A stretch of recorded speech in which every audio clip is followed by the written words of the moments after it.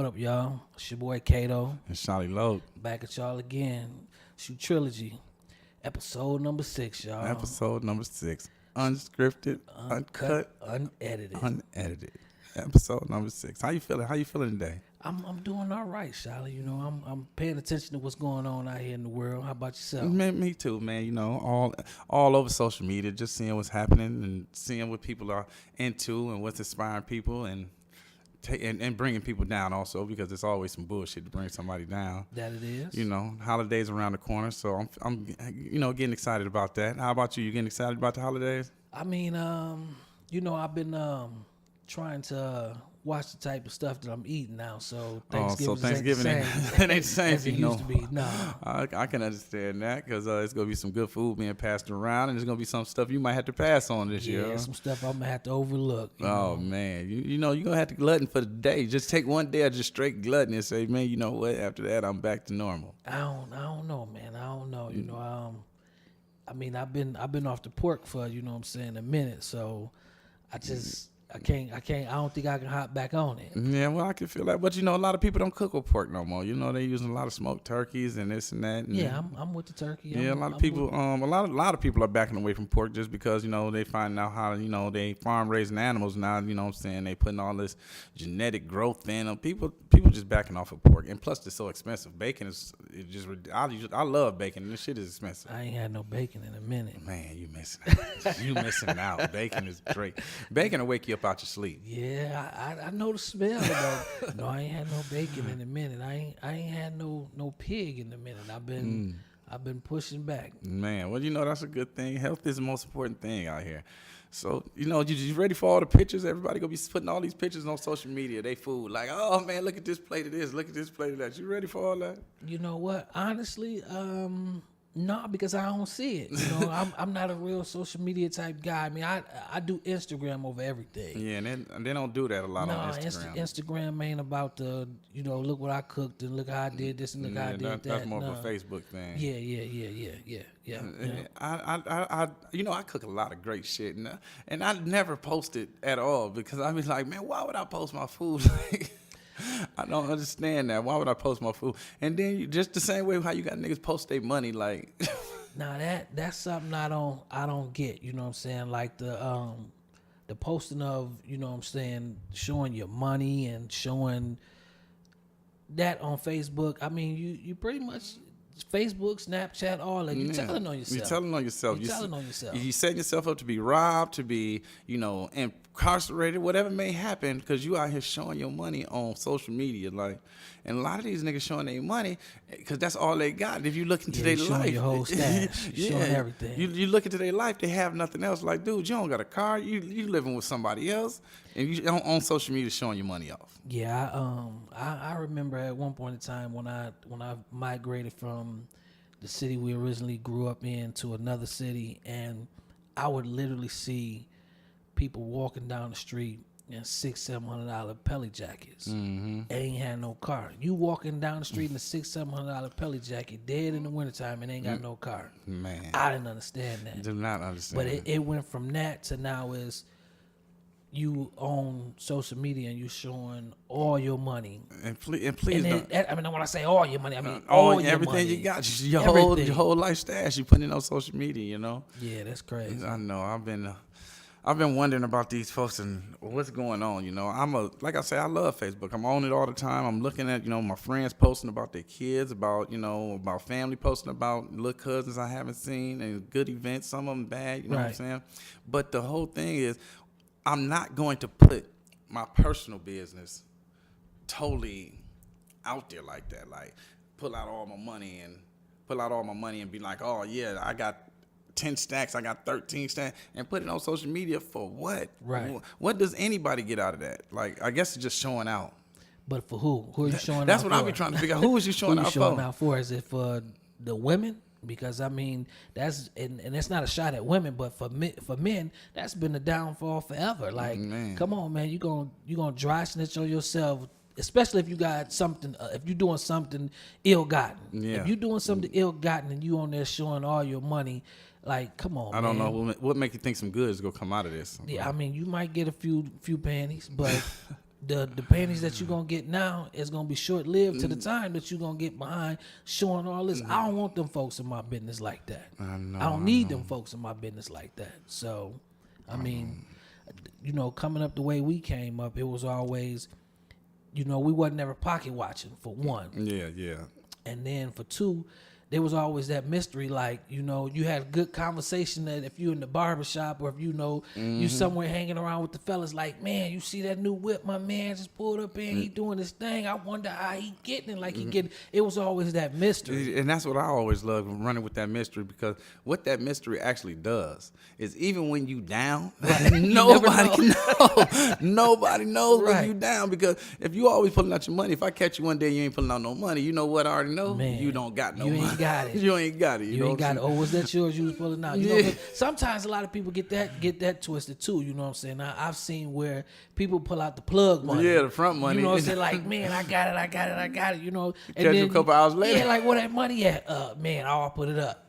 Yeah, okay. Yeah. Okay. I seen that stole money in your pocket, in your hand, counting up stole money. I just seen niggas gambling stole money. You That's know crazy, man. Gambling That's stole money. crazy. Like, dude, don't you know this ain't even your bread? Right. You know, and we all know this. Yeah. But folks do some wild things with that know. money, man. Money make people get ignorant, for real. And social media give them access for everybody to see it. For everybody. You know, I've been watching social media a lot here lately. It's a lot of things going on. Like, well, you gonna have to put me up on it. No, because you don't be up on it, man. Yeah, I don't do social media. They was out there protesting for Meek Mills, and yeah, I caught that. And a lot of people, a lot of people was hating on it. Like, why would they protest for Meek Mills? You know, he a rapper, this and that. They had a million different reasons why they shouldn't have did it, but nobody really concentrated on why they should have done it, because it's crazy. It's important. Whatever, if you never protested before, whatever protest you got into or started with, it's just a stepping stone for you to protest more. Right. Because you got to start somewhere. And I'm not saying this is the best or the worst thing to protest against, but if I was in Philadelphia, I would feel like that. Because if they can do that to somebody of that magnitude and send him to jail for 2 to 4 years for probation violation, what do I think they're going to do to me? And I'm nobody, and I'm from Philadelphia. Throw you under the jail? That's how I would look at it. So protesting wouldn't be just about Meek Mills. It's about the community. And that's how I think they was kind of looking at it. But that ain't how the people took it. They say, it's better things to protest than about Meek Mills. You know what I'm saying? And I'm still trying to say what? And injustice is an injustice. I'm trying to understand how is somebody else's injustice better than the next man's. Well, me personally, I'm all for my peoples, getting behind the cause and running with that cause. If Meek had did something to where he had hurt somebody or, caused harm to himself, or it was such a crime, then I could be like, you know what, that man need to face what he need to face, But from the understanding I'm getting of it, it's just for Willie walking on a dirt bike. Like, come on, man, don't nobody deserve that much time for something like that. And reading into the case more, it seems like, the judge had, preemptive motive to give him this much time. Apparently, she wanted him to come sign with somebody else from out of Philadelphia and leave Rock Nation. Oh, Charlie Mack. Yeah, and leave Rock Nation to sign with Charlie Mack. And it's like, if that's her motive behind giving this man 2 to 4 years, like, that's not right either. No, she needs to be removed. And people should be protesting, you know what I'm saying? So, I'm going to have to quote Donald Trump on this. We need all the facts. You need all the facts before you start making decisions. If you're going to quote him on his famous quote, you're fired. Oh, man. No, because he needs to be fired. I see that in the headlines right now. You know what I'm saying? The Democrats is trying to come at his head. They want to impeach the man. They say they got 5, you know what I'm saying, guaranteed, well, I ain't going to say guaranteed, but 5 illegal things he has done as president that's totally illegal for a president to do, Man, it was illegal for him to become the president. Yeah, well, that's how we looked at it. Just his whole rhetoric to get to where he got was just horrible to me.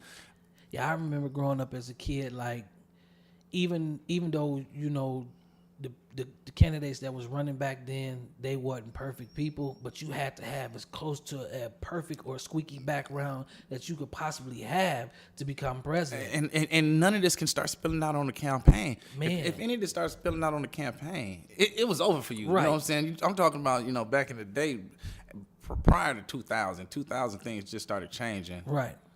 You know, Mid 2000s. Mid 2000s. You know, Mid 2000s, right around Bush Jr.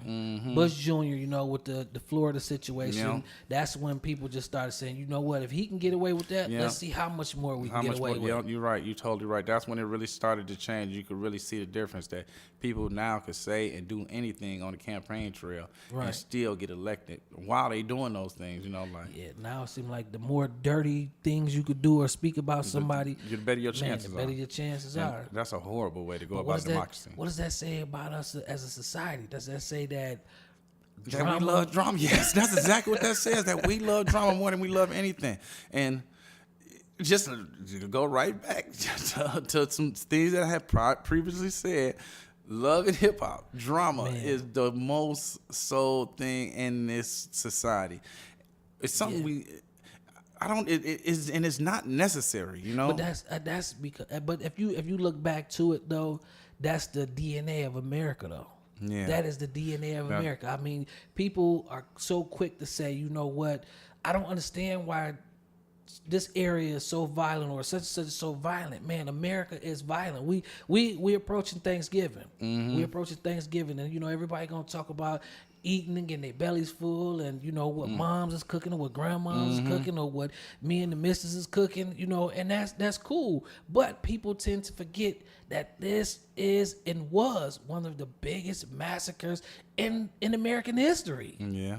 In American history, it was one of the biggest robberies in American history. Yeah, and it's celebrated now. It's celebrated. And it ain't even no way to look at it. If the Indians helped the Pilgrims, however it went, at some point somebody knew that it was some underhanded mess going on, and the Indians had no idea what was finna happen. They lost. And we celebrate it now. You know, we celebrate this day, and I've been celebrating my whole entire life. Right. And it wasn't until I got older, until I started doing my own, you know, digging into information and finding out, because the way they gave it to us, it's like they held hands, you know what I'm saying? They came with gourds and held hands the whole time, which we know that's not true, because when you go back and you look at exactly what happened, if y'all was holding hands, at some point you had to let them go when you shot them. You know what I'm saying? Man, so, some went wrong. What made everything turn left? I know, and if y'all, because growing up in school, it was like a happy time, you know. Right. You did your hands with making the turkeys and all this stuff. It seemed like he was happy,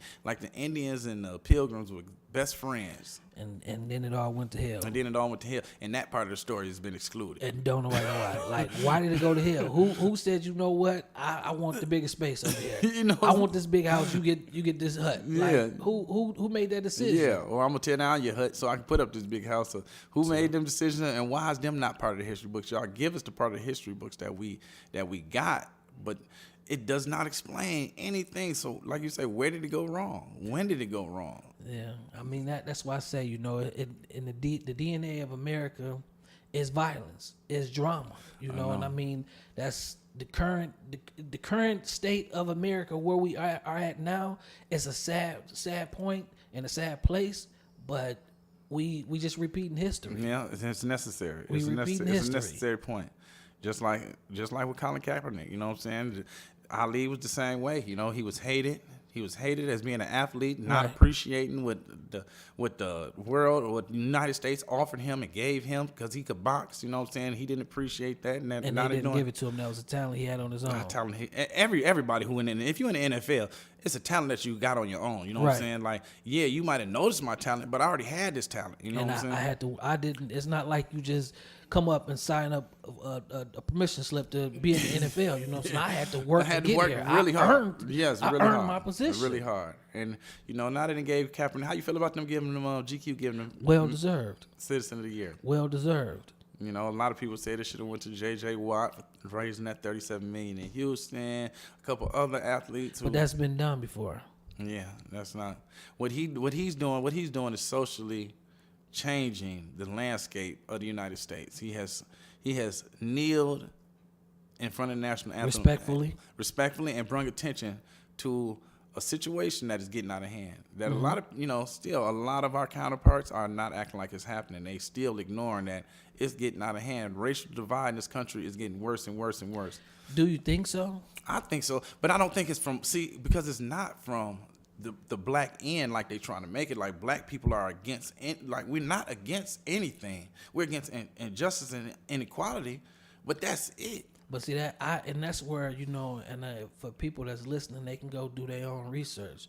President Obama was the most threatened president out of any president in the history of the United States of America. And I can believe that. So it's not that I don't think that racism is becoming bigger or more anything of that nature. I don't think that's what it is. I think that it's highlighted more than what it has been. People didn't give it as much attention as they used to, and now that's the story. Yeah, that's the story. Let's run with that. That's getting the headlines. Let's run with that. Yeah, let's run with racism because they're getting the headlines and people want to read about racism but don't want to talk about it. Right.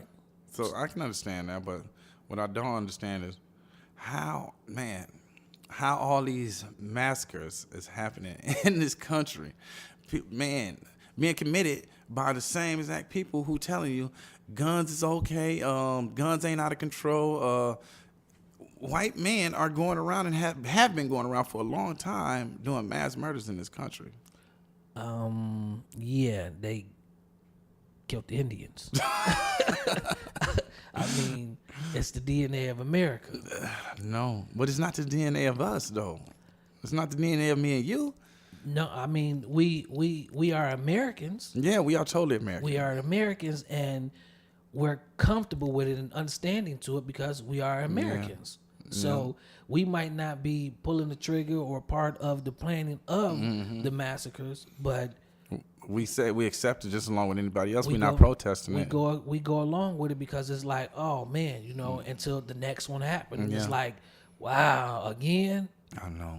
So it's like, we are a fabric of America, and it's ridiculous because a different event can change how you felt about the last event. Like, all right, when this happened in Las Vegas, it was even go back before then. Puerto Rico was off the hook. Oh, they having a hurricane. It's horrible.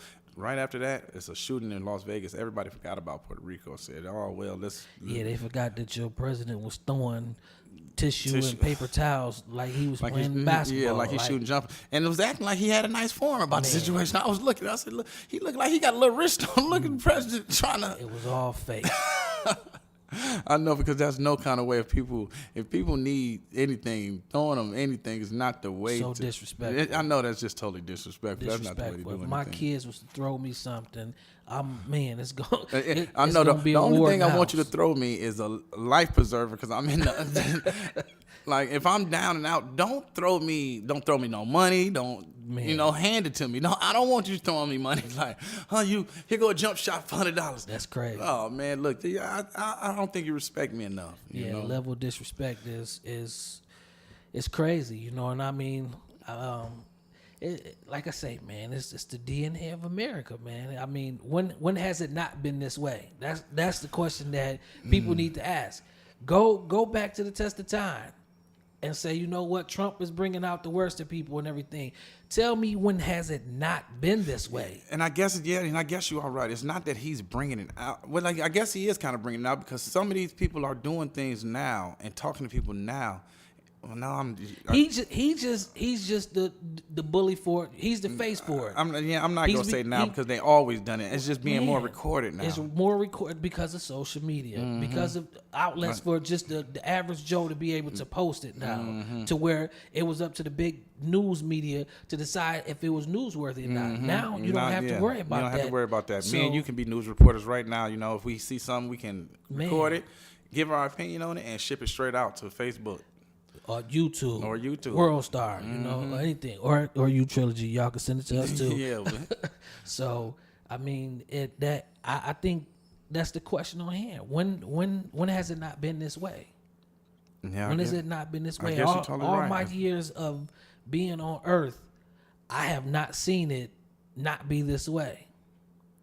Even when it's quietly done.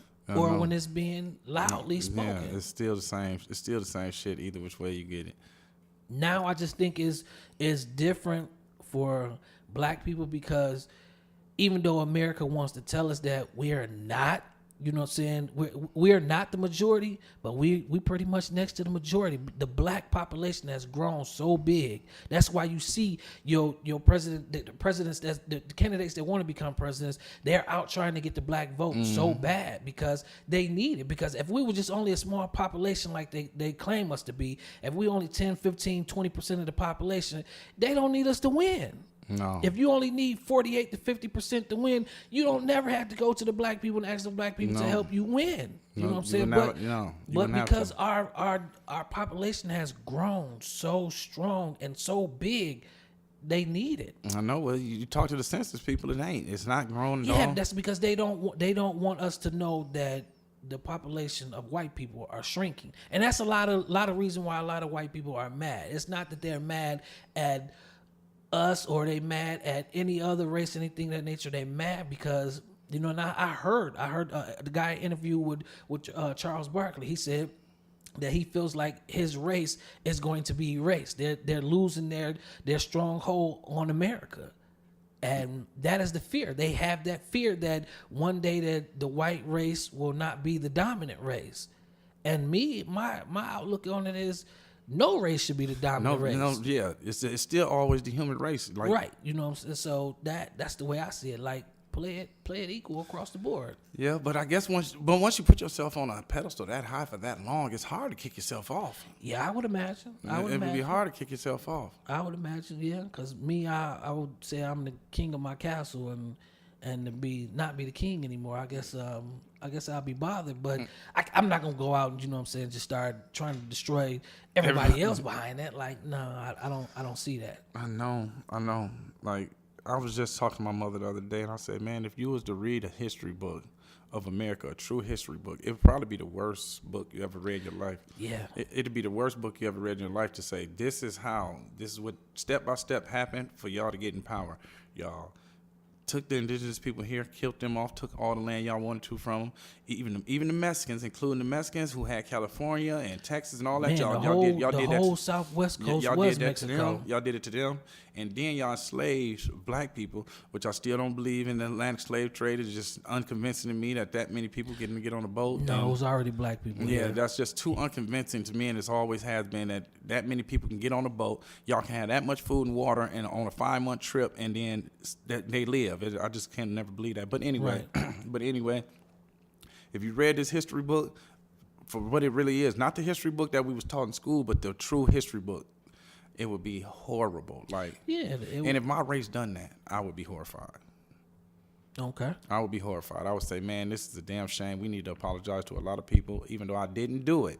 I feel my apology is necessary for you to move on, because how can you move on if I don't accept anything, responsibility for anything of where I come from and what the people before me done? It's important. Well, I mean, again, that's America. It's the DNA. I know. You know, we don't apologize for nothing. I mean, I remember watching a couple news segments where they was bashing Obama for calling him a apologetic president. You know, and it's like, man, when you wrong, you wrong. Yeah. You know, you teach your kids when you wrong, you wrong. And you need to apologize. Right. Make amends about it. You know, do what you got to do to fix that situation. But as you get to become an adult, and because you become a political figure, you don't supposed to say you apologize. You don't supposed to say you're sorry for nothing. Or you're not supposed to admit that you're wrong. Yeah, that's crazy. You don't even supposed to admit that you're wrong. At this point in time, all you got to do is say you don't even recall. Like, I don't even recall saying that. Like, it's on tape. Well, I still don't remember it. I know you recorded me, but I don't remember that day. Admitting to wrong and admitting to fear. Just thinking about that, something that popped up in my head to something I was watching last night on YouTube. You know, I do YouTube a whole lot, and Papa John's. Mm-hmm. You know, they were the pizza for the NFL. Yeah. And you know, Papa John's had he was the owner. I can't think of his name right now. He was a serious donor for Mitt Romney. You know, he was all for Mitt Romney becoming president. He had a lot of ill things to say about, you know, President Obama and everything. And then he supported Trump, and he was supporting Trump on the Trump statements towards the NFL players and everything. Now Papa John's pizza sales has took a serious decline. They lost $70-something million. Now he wants to send out statements that he support, you know, he was against the NFL players kneeling. Now he's for NFL players kneeling and doing all that. He's just think that it should be done in a more respectful way and this and this and et cetera, et cetera. Now that your money is coming to be affected, it's a problem. now you want to come to the side. But that right there goes to show black people our power. Our power is in the bottom line, and the bottom line is in that money. When you start affecting that money, them people will come talk to you. Them people be willing to listen to you. And that's how back in the day with the NAACP, with Dr. Martin Luther King them and Rosa Parks and them, when they did the boycott, they almost shut the bus system down.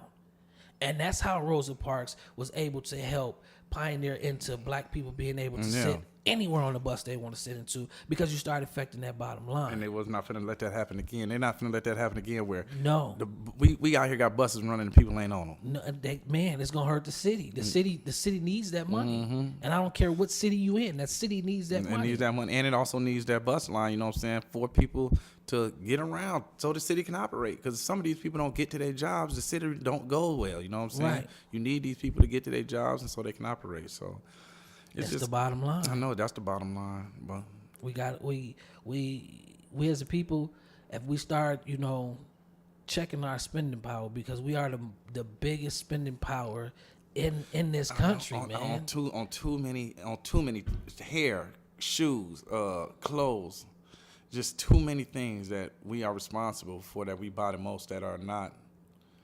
And I, you know what?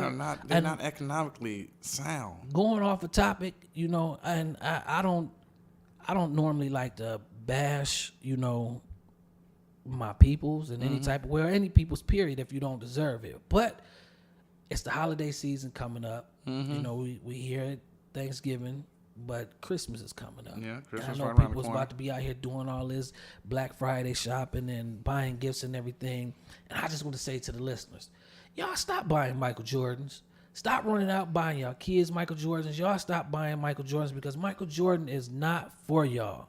He does not support you at all.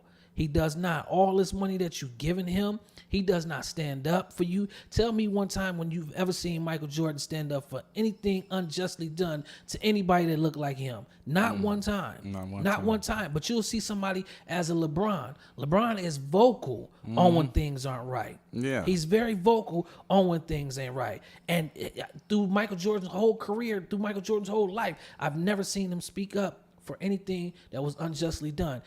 Everybody speaks on Barack Obama when he was the president, coming from Chicago, and Chicago being as bad as it was. It was as bad when Michael Jordan was playing for the Chicago Bulls. Michael Jordan never spoke one time about one unjustly thing done, period. Why people in that city killing about his shoes? Killing about his shoes. He never one time said, you know what, don't do it. Let's do a better way. He never done anything at all. Let's lower the price so everybody can have Nothing. He's never done anything. All Michael Jordan do is he takes his money, and if people just look into it, Michael Jordan takes a lot of these profits, and he's investing his money into prisons to put his people away. So y'all stop buying these Michael Jordans. Stop making Michael Jordan happy to go off and do things for other people that have nothing to do with you at all. Yeah, you are right. You are right about that one. You know, like I said, I bought a couple pair of Michael Jordans in my life. I bought a couple pair of Jordans. You know, I think we all have. I mean, I've bought plenty of Jordans, and I still own Jordans, but you will not see another dollar of mine go to Michael Jordan at all. Jumpman, Jordan, nothing. It's a wrap. It's over. damn, that's messed up. Because, you know, a lot of them other ballers, you know what I'm saying, they're under the Jumpman label, you know what I'm saying, under the Jumpman logo. Switch. So if you like Chris Paul, you just ain't. If he coming out with Jordans, you ain't messing out. I'm not messing with anything that have the Jumpman logo on it or the Michael Jordan logo. And I see some nice stuff, but I refuse to help you knock my people. So it's not a boycott of Nike. No, not Nike in general. I mean, Nike is who they are, and they was always gonna be. They was always that way. They was always that way. It was Michael Jordan who had a chance to change any kind of social standards of life inside of the community that he come from where he didn't step up, and you was like, after years of seeing it, you like, and still to this day he's still in a position where he could help or he could change some things. Michael Jordan as big as a celebrity as our last president. No, he's just as relevant and he ain't bald in I don't know how many years, 10 years, something like that. So it's like, come on, man. And he's still just as relevant. You a billionaire now. You're a billionaire. Get some heart. Get some heart, Mike. Speak up. I mean, you gave Black Lives Matter some money and you gave the police some money. Come on, man. That's a cop out. Yeah. Yeah, you playing the middle of the fence. Right. You playing the middle of the fence. You like, well, I like both sides. Well, we all like both sides. Ain't nobody against the police. Now, we are against the police not taking responsibility for their actions. That's the main thing. Nobody is mad. Like, police are humans. They're gonna get scared. They're gonna get nervous. They're gonna make mistakes. But when you cover those mistakes up for them, that's what we have a problem with. You can't go kill one of mine and then cover it up and say, oh well, you know, your person, look at his background, look where he came from, but he didn't have a gun, he didn't do nothing. Right. You know, that's what we have been constantly arguing about. Like, as long as the police take responsibility for whatever you do, you know, I had no problem with it. Yeah, I mean, I don't either. I mean, I have family that's police officers, and I would love to see them come home every night. Yeah, I got a cousin who's a state trooper. So, but it's like at the same time, it's like I want my family member to come home every night. That's a police officer. People in the streets want their family to come home. That's not police officers. Yeah. I mean, I remember growing up as a kid where the police used to walk the neighborhood, and talk to everybody, and sit out there and watch us play basketball. Yeah, all that. Growing up in my neighborhood, I personally knew the police by name. Right. And they personally, you know, and I ain't gonna say all of them, but most of them knew me by name because we talked. They, like you said, they got out their cars, they walked the neighborhood, not to arrest people, just to get out their car this is their neighborhood also now. Right. You know, they part of this community. And they became part of this community, you know. There were some dickheads, but they still, some of them was, not all of them, but yeah, you know, I mean, I know, you know, one female particular police officer, she was, I mean, cooler than the fan, you know. Yeah, I knew a couple of them that were trying to be really cool, like not trying to get you to snitch on nobody or nothing, but just wanted, hey, if there's some things going on that somebody need to know about, you know, you can tell me. I'm not going to tell you, but I'm saying they bring it to you in that kind of way because they was trying to be a part of the community and not trying to just police the community. Like, y'all get out of here. Y'all, it's past 10 o'clock. Get out the park right now. Like, you know, talk to us like people and we will leave. You know, we don't want to stay in the park all night. You know? Right. But that's how we was brought up. But now, police do not communicate with the community at all. No, it's all force. Everything is done by force. Done by force. Done by intimidation. Like, and it's getting out of hand. You know. Luckily, I haven't had run-ins with police here in a while. I haven't been. You know, I've been driving around good. You know what I'm saying? I've been driving around good. And there ain't no police been stopped. Well, I have got stopped, but luckily there was just quick in and out incidents. You know what I'm saying? Right. No, nothing for nobody to, you know, search me up and down and do all this stuff. But I did get pulled over one day and got put in handcuffs. And he said it's for his safety. And I was like, you know, I let him do it because I wasn't worried about nothing. I had all the credentials I needed. But he said for his safety, let me put you in handcuffs. And to me, that was kind of strange. Like, what is you unsafe from? Yeah, what are you fearing? Yeah, what is you fearing? You know what I'm saying? I'm a nigga weigh 175. What you scared of? Like, yeah, I don't know about that. I guess it depends on what mood you'd have caught me in when you pulled me over like that, because I could stay in my car.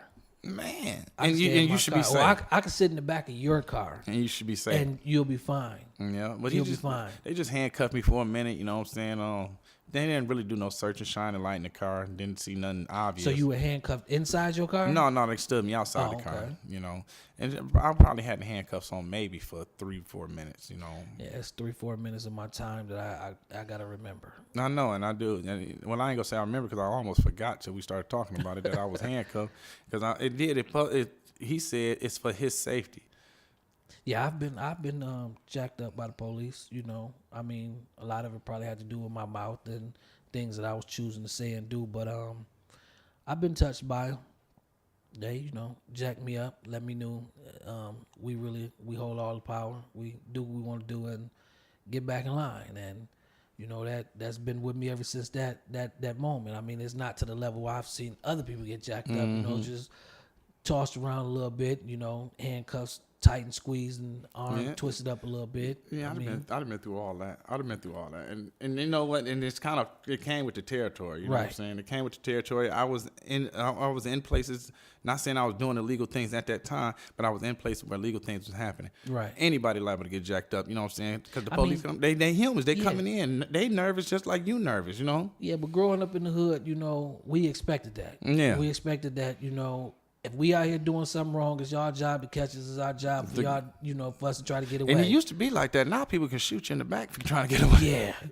Yeah. I mean, back in the day, it was fun. I mean, we used to actually do stuff to run from the police. Yeah. To get the police to chase us. And now it's like that's the game I would not let my kids play. Don't play that game. No, we used to play that game. They not running no more. They just shooting. Like you'll see the police down the street and then just break out running. Then they don't know what you're running for. So they gotta chase you to see what you're running for. Right. Even though we ain't did. We used to do that all the time. That was a game we used to play with the police. And then, like today, you cannot play that game. Not at all, because they just gonna get straight out the car and start shooting. Like, man, I felt threatened. They just started running, and I don't know what's happening. Yeah. Oh man, that is ridiculous, Kay. Yeah, it's crazy. That is ridiculous. I swear, times have changed. But do you really think it's for the good or for the worse? I mean, with the police? No, with the police, with everything, you know, with the social life that's happening right now. Is it good that racism is being put on the table? Is it good that? Yeah, I like it more out front than behind closed doors. Mm-hmm. I'd rather a person tell me, you know what, I just don't like you. Why you don't like me? I don't like you because you black. I don't like you because you short. I don't like you because you tall. I don't like you because you fat, because you skinny. I mean, I'd rather you tell me flat out than to be sitting next to me and harboring these feelings and acting like you like me. So, I mean, tell me how you feel. Yeah. Let me see it, and then I know how to deal with you. I know not to come around you. I know not to be in your presence. Yeah.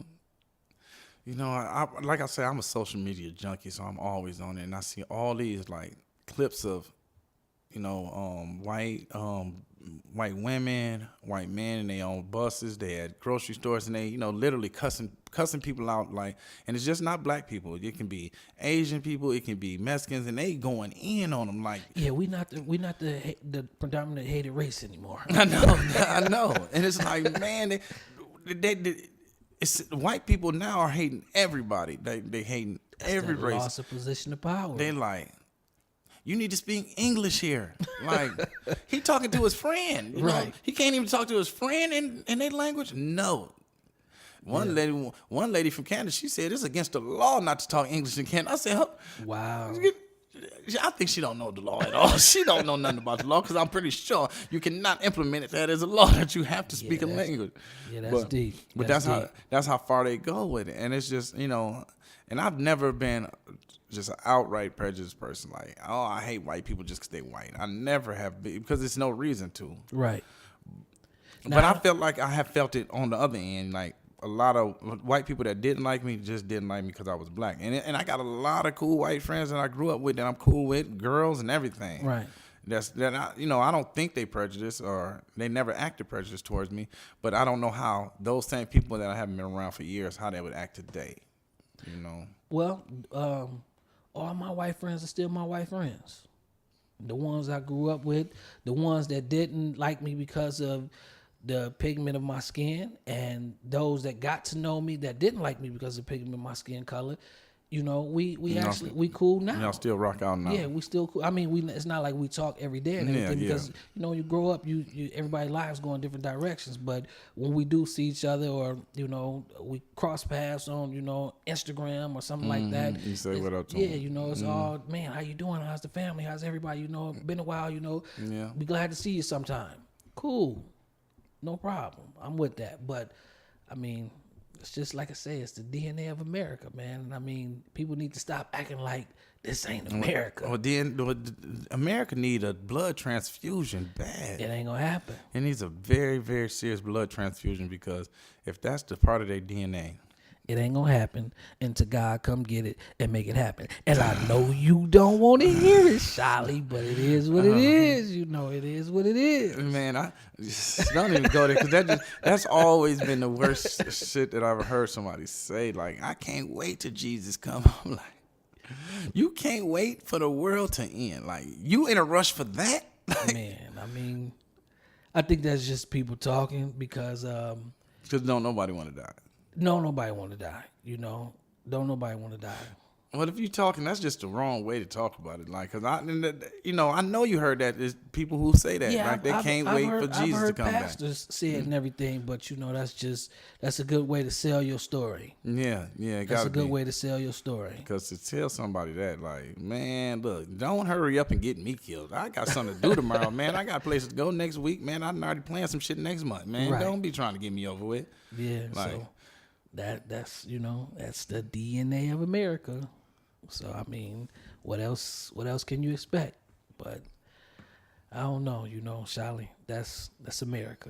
So. No, it's got to be more than just America, man. We got to make America great again, great in a better way. Great how? Great how and great for who? Because if we try to change the DNA, the system, man, okay. But that's what we hit for. That's what we are here for, is to change the system. But you need your oppressor. You need your oppressor's people to actually say, you know what, I want to go against the grain.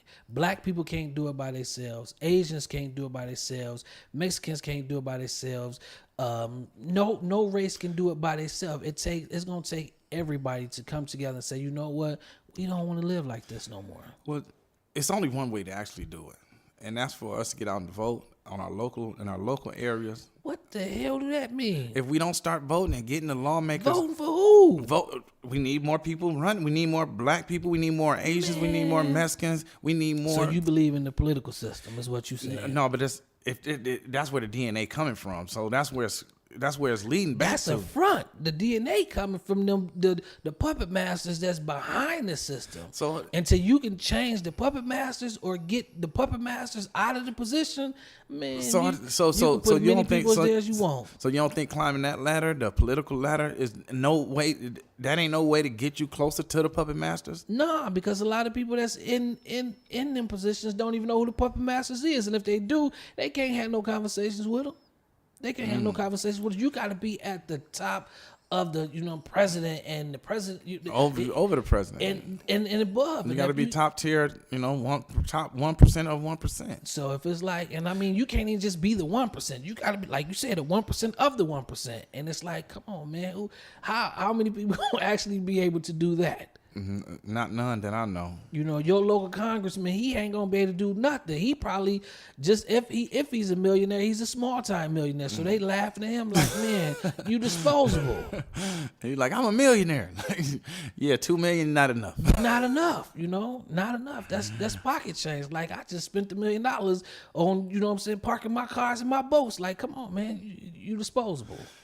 Oh man, that's just a horrible sight that's just something horrible to hear, man.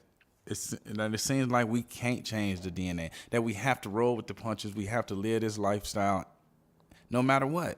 It got to be something better. No, that's why I say it is going to take all the people, majority of the people, to change the path that we are in, because they need the people to be able to continue making their money, to abide by their laws, and etc. Mm-hmm. So it's going to take the people to say, hold on, I'm not going down that road with y'all no more. We going this way. Mm-hmm. And when you do that, that's when it's like, you know what?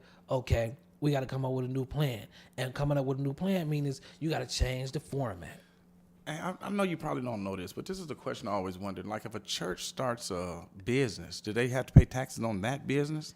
I'm not quite for sure, but I know they don't pay taxes on the church. I mean, the only way they don't is if they started as a nonprofit. If they started as a nonprofit, then no, they're not paying. But if it was like a restaurant or something, if a church had a restaurant in it? If they say it's a nonprofit restaurant, they ain't paying no taxes. I just always wonder, because it's so many churches, especially in the community I grew up in, so many churches, and they don't, to me, fully give back.